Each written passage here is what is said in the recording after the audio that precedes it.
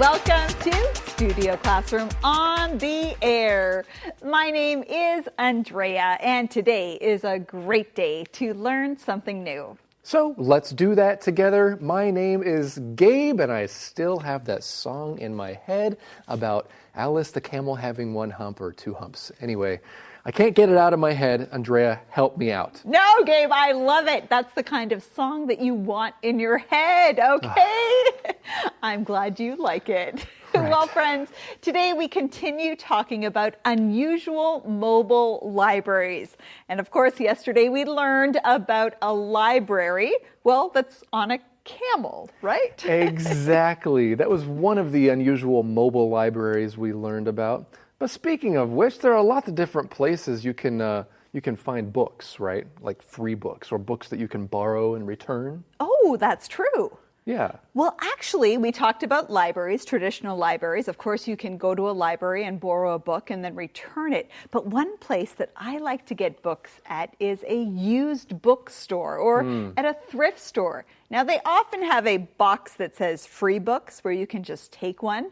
But of course, you can also find books, and usually they're not expensive at all. That's true. You know, some city parks also have like a little shelf full of books. And the idea is you can take one out, you can borrow it for a time and put it back later. Or maybe you could take one of your own books that you don't want anymore and put it back in the shelf. I ran into one in Xinbeitou, a few months ago. And just recently, last weekend, I went up to this temple area on the top of a mountain in Shiling, and they also had like a little book area there. They were mostly very religious books at that place. However, there are different places around your city where you might find books. And you might find some unusual books in those places. Maybe a book that you wouldn't normally choose to read, but when you find it in a unique library or in a unique place, you might decide to try to read it. Well, friends, we're going to continue learning about unusual mobile libraries today. So please take out your magazines, open it to today's lesson, and join us with the first reading.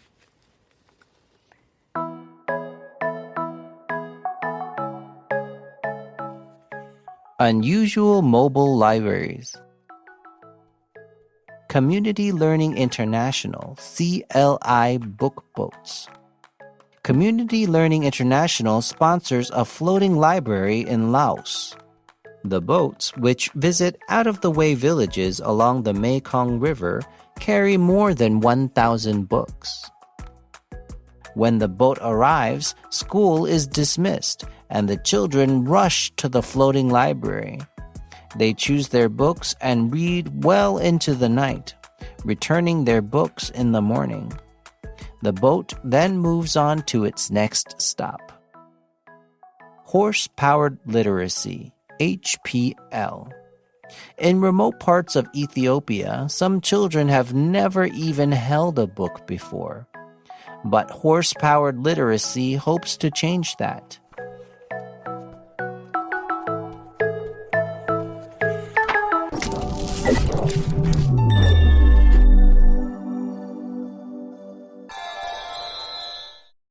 Hi everyone, welcome to Language Lab. I'm Jack. 先来看 dismiss 这个动词，意思是解散或是解雇。譬如 After class was dismissed, all the students went to play ball in the gym. 下课后，学生都到体育馆打球了。或者是 Brody was dismissed from his job after 6 months because he was always late to work and never accomplished anything. Brody 在工作6个月以后就被解雇了，因为他常常迟到，而且都没有完成工作。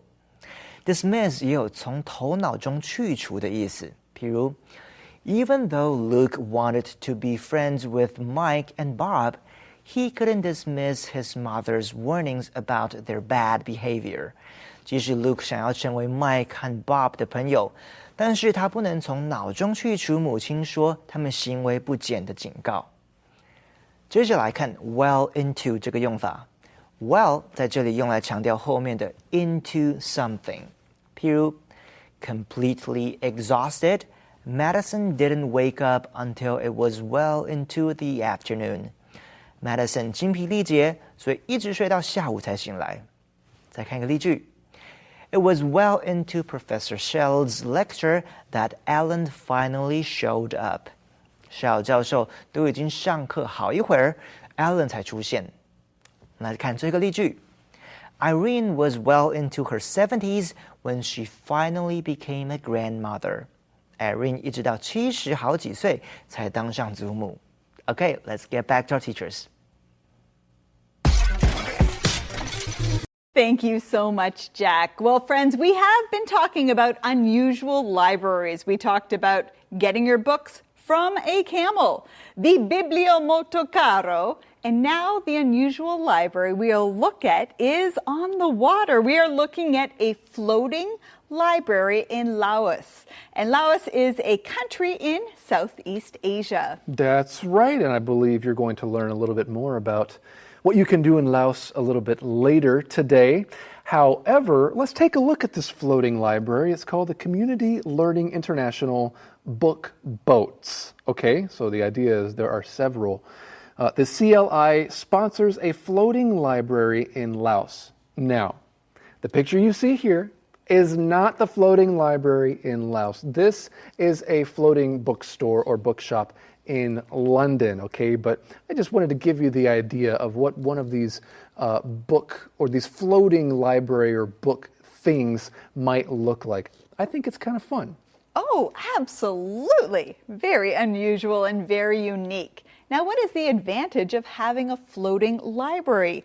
Well, we learned that the boats which visit out-of-the-way villages along the Mekong River carry more than 1,000 books. So these boats can visit places that are out of the way. Well, let's look at that phrase. If something is out of the way, it is remote or secluded. It's not in a very popular area or an area that people can get to easily. That's right. Now you could talk about, or you could use this phrase to talk about something, to kind of complain about something being really far away. Like, why would I go to that shopping center so far north of Danshui? It's really out of the way. Why wouldn't I just go somewhere in the city, right? Because that's too far out of the way. But we read here that these boats, they intentionally visit these out-of-the-way places because those are the places where kids might live who don't normally have access to books. And when the boat arrives, school is dismissed, so it's the end of school, and the children rush to the floating library. Now, I like the visual that sentence gives us. There's such an excitement. School is finished, and the children go quickly to these floating libraries. That's right. Several months ago, we learned about the phrase to make a mad dash. Maybe they made a mad dash for this floating library. They're running as fast as they can to get there. That's the idea behind rushing as well. They're going very quickly. Now, they're going to this floating library, and we've seen that word floating quite a bit here. And when you think of the word floating, Andrea, what do you normally think of? Like, do you think of someone maybe floating in the water in the ocean? Absolutely. Gabe, one of my favorite things to do is simply float in the water. I love swimming, but there is something wonderfully relaxing about just floating on the water. Exactly. Floating on the water. Sometimes if you're on your back, you can call that a back float. Maybe there's a way to kind of keep yourself from using a lot of energy. If you're out in the ocean somewhere and you need help, you can do the dead man's float. There are different ways this word is used. And so the idea behind this floating library, of course, is it's a library that's a boat of some kind. But we read they choose their books and read well into the night. I love this, returning their books in the morning. So this gives me the idea that they have some kind of pressure to finish their book as fast as possible. Right, and I love this because when you only know you have something for a short time, you really embrace it or use it, right? Or cherish it. Or cherish it. And you definitely see how they cherish the joy of learning. Well, friends, we do have more to learn and another interesting library to look at. But for now, let's go to the Info Cloud.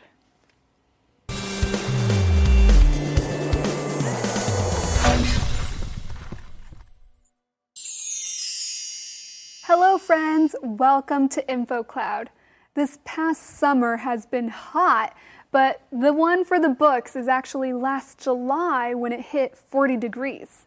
So the hottest month on record is actually last July? Interesting. Let's talk about the phrase one for the books. It means a record-breaking, outstanding, or memorable achievement or event.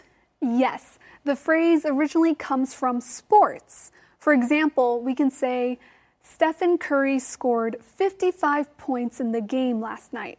That's one for the books. There's a second meaning to the phrase one for the books. This phrase is also used to talk about a surprising or unexpected event. For example, we can say, due to the pandemic, the past year was one for the books. Or we can say Sarah announced she was getting married just 2 weeks after meeting her new boyfriend. That's one for the books. That would definitely be one for the books. Manya, don't try something like that, okay? Oh, not a chance. So friends, we learned 2 ways to use one for the books today. See you next time. 让我们看见一些事件相当令人惊奇，甚至是破了记录，可以用 one for the books 来形容它。例如 Stephen Curry scored 55 points, and that's one for the books. 科瑞独得55分，那是一项令人惊奇的记录。另外 one for the books 也可以用来形容超乎预期的事情，像是Due to the pandemic, this year is one for the books. 因为疫情的关系，今年真的是令人意外的一年。这就是今天的 Info Cloud， 我们下次云端见。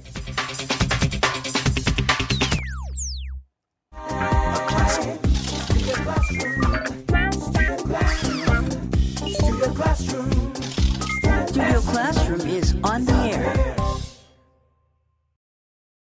Welcome back, everyone. Now let's do a little quiz. Okay. From the first part of our lesson. I'm ready. Now, Gabe, what phrase did we learn that means secluded or remote? Floating is not it. No, that is not correct. That was one of the words, but That it's not. was one. Mekong River is not the answer you're looking for. Right. You're thinking about out of the way? You got it! Yes, that's the way you do it. All right. Well, let's continue learning about unusual mobile libraries right now. Out of the way.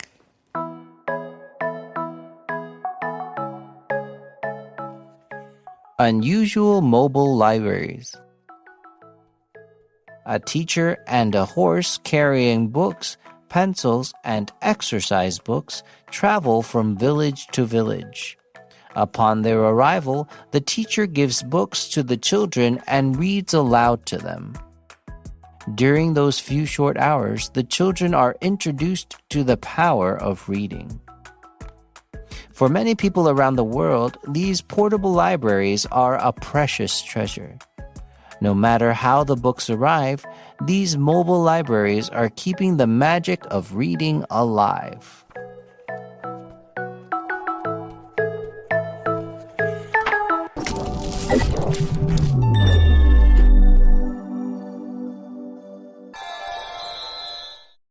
“好，再来看 arrival 这个名词，意思是抵达。譬如 The arrival of the police put a stop to the robbery. 警察抵达以后，阻止了这场抢劫。或者是 Shortly after our arrival in Singapore, Harry became very ill. 我们抵达新加坡后不久 ，Harry 就病得非常严重。再举个例句。Late arrivals will not be allowed into the concert until the intermission. 迟到的人要等到中场休息的时候才能进入音乐厅。最后来看 precious 这个形容词，意思是珍贵的。譬如 Lily is a precious friend of Nora's. Lily 是 Nora 很宝贵的朋友。或者 Every minute grandparents get to spend with their grandchildren is precious. 祖父母跟孙子女相处的每个时光都是珍贵的。再来看最后一个例句 Sophia locks her precious jewels in a safe in their study. Sophia 把珍贵的珠宝锁在书房的保险箱里面。All right, let's get back to our teachers. Your teaching is precious. Thank you so much, Jack. Well, friends, we continue to learn more about the HPL, which stands for Horse-Powered Literacy. Now, the word literacy means to be able to read and write. That's right. So if someone is literate, they know how to read and write. And if someone is illiterate, well, that's the opposite, okay? They don't know how to read or write. Sometimes we use the word illiterate in kind of a fun way to talk about maybe a subject that you don't know much about. For example, I don't really know a whole lot about computers and how they work. I can use them for basic needs, but basically I'm computer illiterate. Okay, well, the horse-powered literacy hopes to change the lives of kids.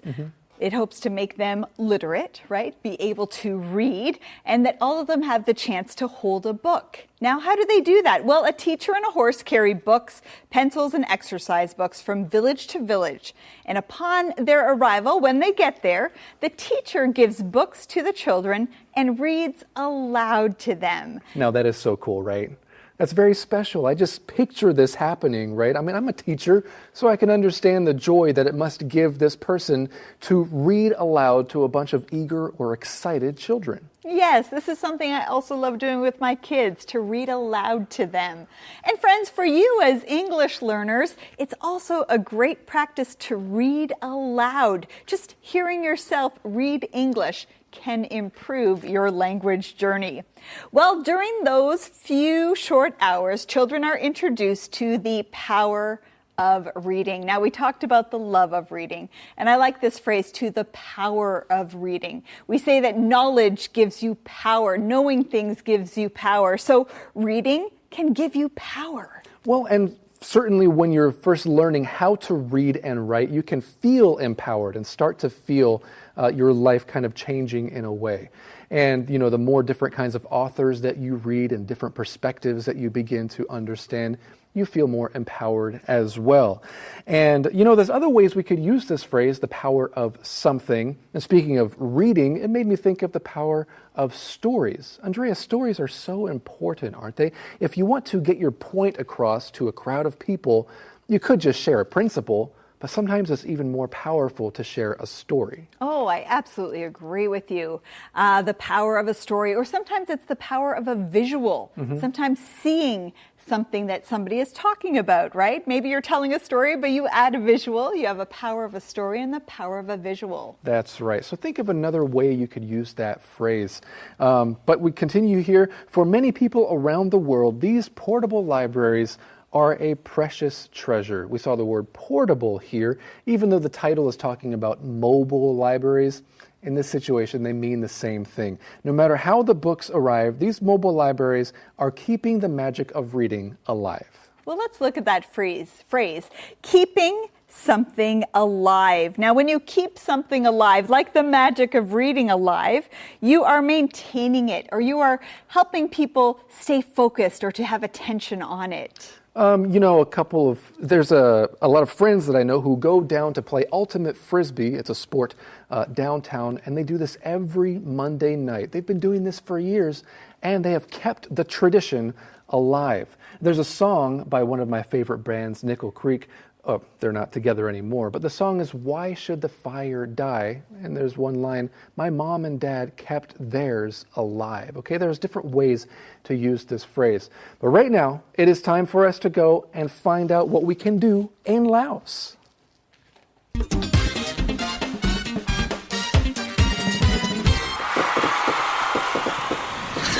Sabaiti Ton Sao, my friends. Today, we're going to a city that was built in a tropical jungle paradise, the golden city of Luang Prabang in the beautiful Southeast Asian country of Laos. Like many places in this region, Laos spent many years as a French colony, and the architectural remains of that can be found in Luang Prabang's old quarter. This quiet spot could be a great place to start your day with a cup of coffee and a view of the mighty Mekong River.